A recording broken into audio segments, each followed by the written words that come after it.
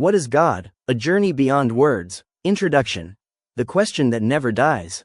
Since the dawn of humanity, one question has burned in the human heart. What is God?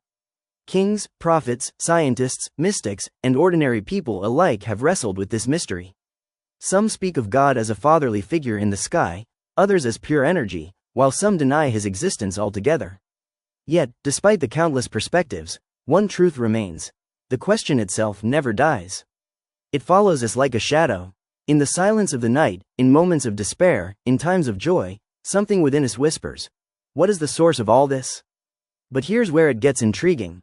The real question might not be, does God exist?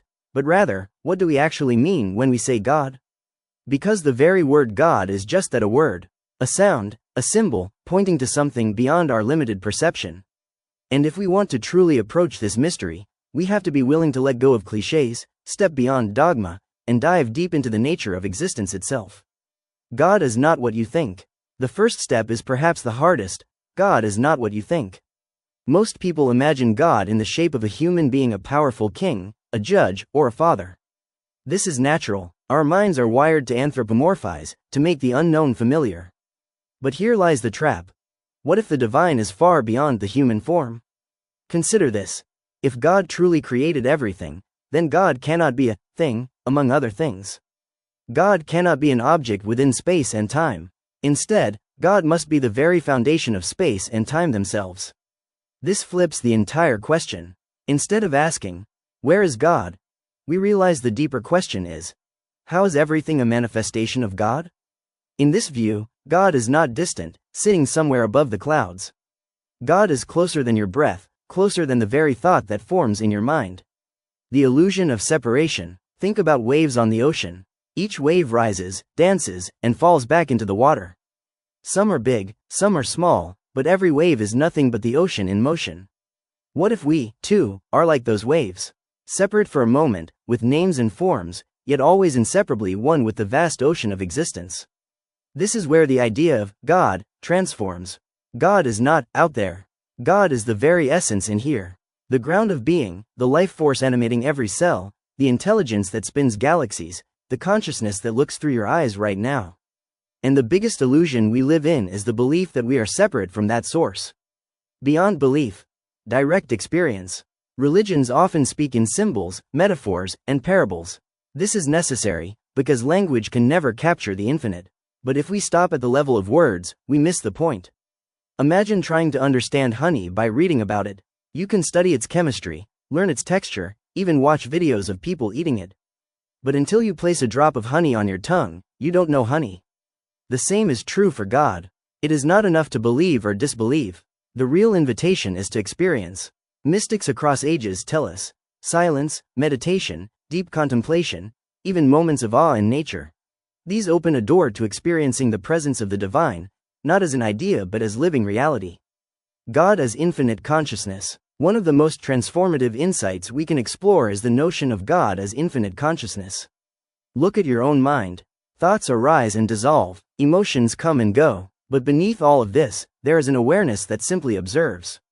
That awareness is constant. Now, imagine this awareness not as something inside your head, but as the infinite field from which everything arises. From stars to atoms, from galaxies to your very heartbeat, all of it is the dance of one universal consciousness. In this light, God is not separate from creation. Creation is God expressing itself in infinite forms. You, too, are one of those expressions, unique, yet inseparably connected to the whole. Why the question matters. At this point, you might ask, why does it matter how we define God?